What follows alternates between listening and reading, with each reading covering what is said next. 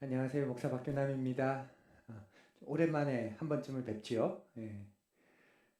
유튜브를 보니까 기독교인들이 가지고 있는 어떤 신앙의 질문, 또 삶의 질문, 뭐 또 성경과 관련된 그런 믿음과 관련된 그런 질문, 그런 질문에 대해서 좋은 그리고 영상들이나 또 강의들이 굉장히 많더라고요.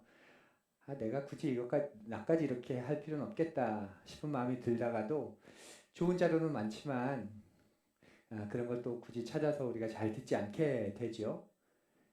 그런데 그런 것들을 좋은 이야기를 내가 또 잘 소화해서 이야기하거나 또 우리 공동체 안에 우리 주변에 있는 우리만의 또 궁금증을 또 잘 이야기할 수 있다면 아, 우리에게는 그게 유익하겠다 싶어서 한 번쯤을 다시 좀 하게 되는 그런 용기를 얻곤 합니다.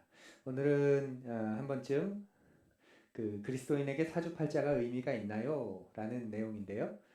어, 주변에 사주팔자와 그렇게 관계없이 잘 계시기도 하겠지만 또 이 부분이 어떤 부분에서는 되게 실제적이고 또 예민한 부분이기 때문에 살짝 또 이야기를 하는 것도 좋겠다 싶습니다. 지금은 많이 덜한 것 같은데 30년 전 정도, 20년, 2, 30년 전만 해도 오늘의 운세가 굉장히 인기였어요. 뭐 신문에도 그렇고 뭐 주간지나 월간지에도 그렇고 오늘의 운세, 뭐 금주의 운세, 이달의 운세 그러면서 나왔습니다. 그리고 사람들은 신문을 보면 혹은 그런 그 언론지를 보면 가장 먼저 그 운세를 봤죠. 다른 건 안 봐도 그건 꼭 본다고 한 사람들이 있었습니다. 그러면 이런 내용인 거죠. 오늘은 동쪽에서 귀인을 만날 겁니다. 또 오늘은 물을 조심하십시오. 뭐 그런 운세를 진지하게 받아들였던 시대가 있었습니다. 그런데 오늘날은 그 정도까지는 아니죠. 하지만 여전히 연말이나 연초가 되면 점을 보는 곳이 문전성시를 이룬다고 합니다. 또 젊은이들은 쇼핑몰 한복판이나 그런 그 번화가 길 한켠에 이렇게 천막을 쳐서 타로 점을 볼 수 있는 그런 사람들이 있고 또 타로 카페도 또 있죠. 그런 곳에서 자신의 애정운, 뭐 취업운 이런 것들을 보는데 또 익숙하기도 합니다. 그냥 재미로 본다고 이야기하지요.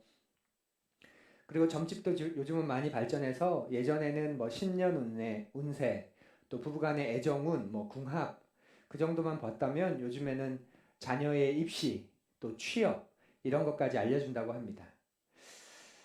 그러니까 가르쳐 주지 않는 게 없는 거죠. 그래서 꼭 마지막에 한번 가서 이 회사 우리 아들이 들어가야 할까요? 말까요? 이번에 이 대학 이 전공 해야 될까요? 말까요? 이제 거기까지 간다는 거예요. 왜 그렇게 볼까? 우리가 그걸 좀 생각해 보면 점 보는 것, 점 보기의 기본은 사주팔자입니다. 사주팔자. 그러니까 여기서 사주란 연, 월, 일, 시. 한 사람, 내가 태어난 연, 월, 일, 시 이 네 가지를 사주라고 말하고요. 팔자는 이 네 가지가 두 개씩 해서 그 여덟 개의 어떤 것이라고 해요. 그러니까 사주팔자에서 가장 중요한 건 이것만 보더라도 그 사람이 태어난 연, 월, 일 이게 굉장히 사주팔자에서 중요합니다. 그걸 가지고 그 사람의 길, 흉, 화, 복 이걸 알아내겠다 하는 것이죠. 근데 사주팔자의 원리만 보면 굉장히 통찰력이 있습니다. 자연과 인간과 우주에 대한 그런 상당한 통찰을 가지고 있어요.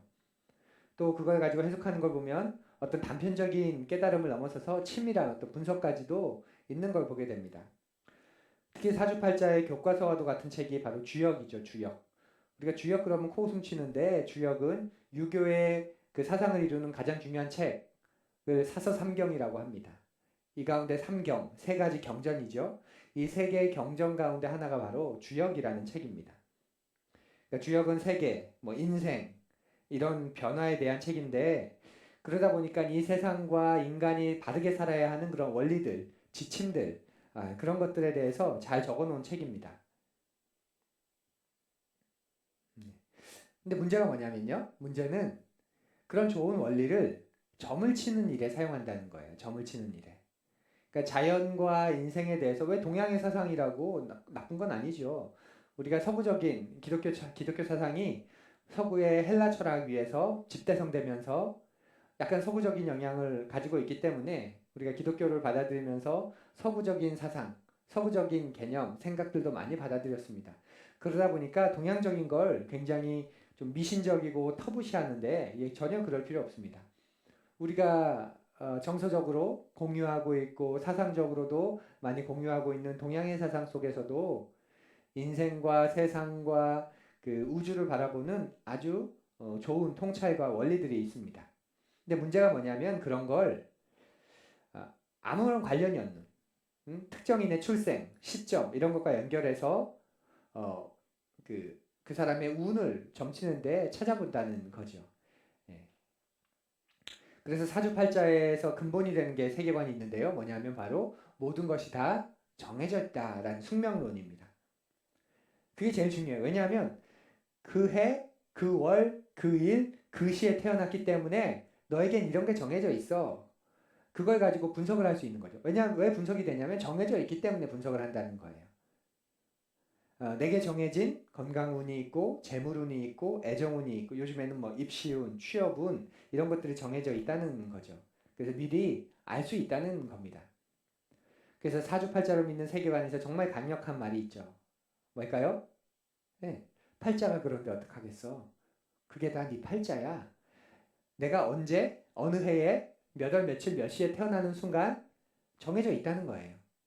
그러니까 분석을 할 수 있다고 보는 거고 또 네 팔자가 그렇게 정해져 있는데 그걸 어떻게 하겠어? 그게 네 팔자야. 이렇게 보는 거죠. 근데 우리는 그 세계관에 동의하지 않습니다. 성경은 우리의 인생을 그런 숙명론 혹은 운명론으로 설명하지 않습니다.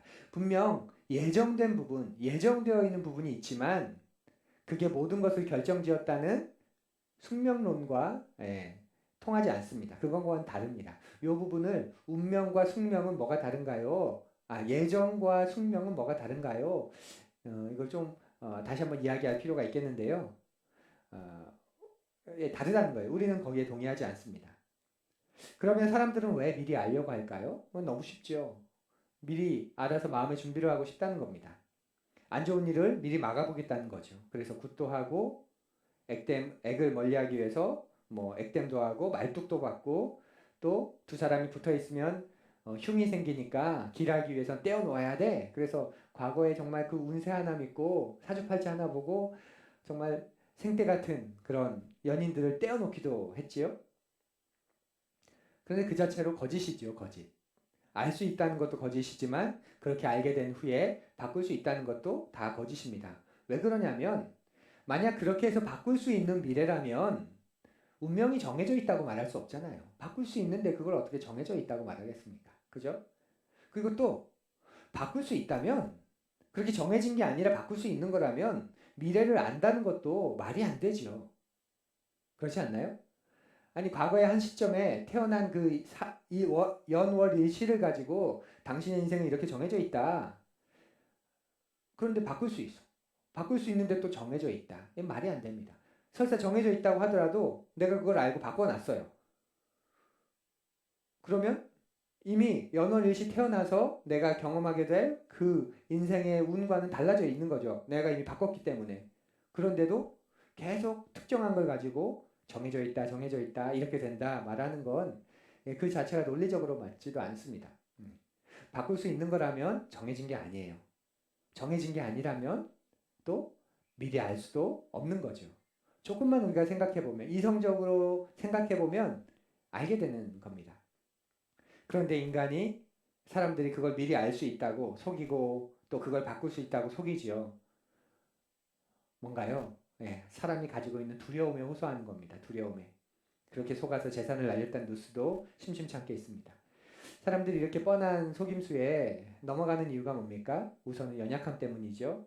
인생은 누구나 힘들고 어렵기 때문에 그래요. 우리는 그런 연약함 때문에 그런 거에 귀가 가요. 그리고 연약함 속에서 우리에게는 미래에 대한 두려움이 있습니다. 그러니까 쉽게 연약함과 두려움 속에서 바꿀 수 있다, 이렇게 해야 된다, 안 그러면 화가 임한다, 거기에 넘어들어가는 거죠. 개인적으로 뭐 제가 비판할 뜻은 없지만 제가 동의되지 않는 게 있습니다. 뭐냐면 연말에 말씀을 뽑는 말씀 뽑기입니다. 우리는 분명히 주술적인 의미로 하지 않아요. 위로, 격려, 축복 그런 좋은 말씀을 가득 담은 그런 말씀 카드를 놓고 그걸 하나씩 뽑아서 새해 하나님께서 내게 주시는 말씀이다 라고 우리가 봤지요. 그러니까 마치 구약에서 중요한 결정을 할 때 제비를 뽑아서 하나님의 뜻을 분별하는 그런 모습을 따라하는 것에 더 가깝다, 그렇게 말할 수도 있습니다. 하지만 하나님의 말씀을 그렇게 받는 것은 그 말씀을 가르쳐 주신 하나님의 속성에 어울리지 않습니다. 우리가 믿는 하나님의 말씀은 하나님 말씀으로 당신을 계시하셨습니다.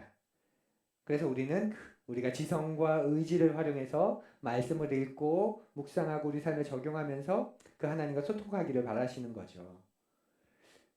그래서 차라리 말씀을 뽑아야 한다면 전 이렇게 해야 될 것 같아요.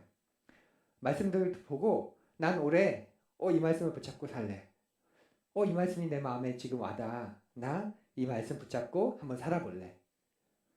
나 이 말씀 올해 한번 경험해 볼래. 우리가 그렇게 내 의지와 내 결단과 내 마음을 주면서 말씀 앞에 내가 굴복하는 게 맞지. 하나님이 올해 어떤 말씀을 주실까? 내 인생에 어떤 말씀을 딱 맞는 말씀을 주실까? 이렇게 딱 뽑는 것은 우리와는 어울리지 않는 그런 모습입니다.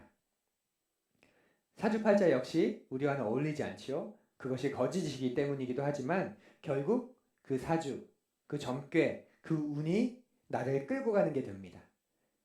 그렇죠. 결국 그게 나를 끌고 가는 거예요. 그냥 안 좋은 일 좀 막아보겠다고 시작 한두 번 할지 모르지만 결국은 그것 없으면 뭔가 결정도 못하고 그것 때문에 해야 할 걸 하지 못하고 그것 때문에 안 해야 되는 걸 하게 되고 결국 내 삶을 끌고 가는 게 뭐냐면 내 삶의 청지기 의식이 아니라 내가 내 삶의 주인이란 주인의식이 아니라 바로 그 점괘, 그 운세, 그 운입니다. 그렇게 보면 예언을 받으러 다니는 것도 교회 안에서 일종의 사주팔자 이 점괘가 교회 안으로 들어오는 것일 수 있습니다. 영험한 사람들을 찾아다니면서 기도를 받는 것도 좀 그럴 것 같아요. 우리가 건강하게 사는 건 그러면 어떤 걸까요? 우리가 건강하게 사는 건 저는 이런 것이라고 생각해요. 우리의 인생에서 내 의지와 상관없이 주어진 게 있습니다. 뭐 누군가는 팔자라고 말할 수도 있겠는데 우리 인생에는 내 의지와 상관없이 주어진 게 있습니다. 그리고 그게 바꿀 수 없는 것이라면 그걸 받아들이는 건 굉장히 중요하죠. 저의 경우는 저는 남자이고요. 또 한 부모님의 사이에서, 그러니까 저희 부모님은 정해져 있는 거잖아요. 그 부모님 사이에서 태어났고 저는 한국 사람으로 살고 있고 저의 기질은 좀 빠른 편입니다. 이런 것들은 인생에서 수용해야 하는 거죠. 그러니까 건강하게 사는 건 어떤 거냐면 내 미래를 잘 이렇게 알아내서 안 좋은 일들을 막아내면서 사는 게 좋고 건강한 삶이 아니라 건강하게 산다는 건 내가 삶을 살아가면서 바꿀 수 없이 주어진 것들이 있다면 그건 수용하는 겁니다. 그건 수용해야 되는 거예요. 그런데 살아가다가 또 잘못하는 것들이 있죠. 그건 내가 회개해야 되는 겁니다. 회개한다는 건 반성하고 원래대로 원상 회복시키기 위해서 돌이킨다는 거죠. 그리고 우리 인생에는 또 내가 부족하고 모자란 부분이 있습니다. 그런 부분은 훈련하고 성장해야 되는 거죠. 그러니까 건강한 인생은 그런 겁니다. 내가 바꿀 수 없이 주어진 것들은 수용하고 내가 살아오면서 잘못하고 실수한 것들은 회개하고 내 안에 연약하고 부족하고 모자란 부분들이 있다면 그런 부분들은 성장하기 위해 애써가고 성장해 나가는 것. 이것을 바르게 분별하는 것, 그게 건강한 삶입니다. 자칫 성장해야 하는데 수용해버리고 수용해야 하는데 그걸 계속 극복하겠다고 하고 회개해야 하는데 어쩔 수 없는 거야 라고 하는 건 자기를 지독하게 합리화하는 거죠. 여러분과 저는 운명의 관점이 아니라 하나님의 사랑의 관점으로 우리의 삶을 바라보아야 합니다. 그렇게 되면 어떤 것은 받아들이게 되고 어떤 것은 회개하고 또 어떤 부분은 성장해야 하겠다는 것이 바르게 이렇게 보이기 시작합니다. 인생이 원숙해지고 성숙해진다는 것, 성장해진다는 것, 안목이 깊어지고 또 그 영성이 깊어진다는 게 그런 거 아닐까요? 막 신비한 걸 많이 보고 그런 게 아니라 내 인생을 바르게 성찰할 줄 아는 거죠. 수용해야 할 것과 회개해야 할 것과 성장해야 할 것. 그러면서 그 인생이 건강하게 나가는 것. 그것이 우리에게 더 의미 있는 삶이고 더 중요한 삶입니다. 오늘은 여기까지 우리 한번 나누어 보았습니다. 다음에 또 뵙겠습니다.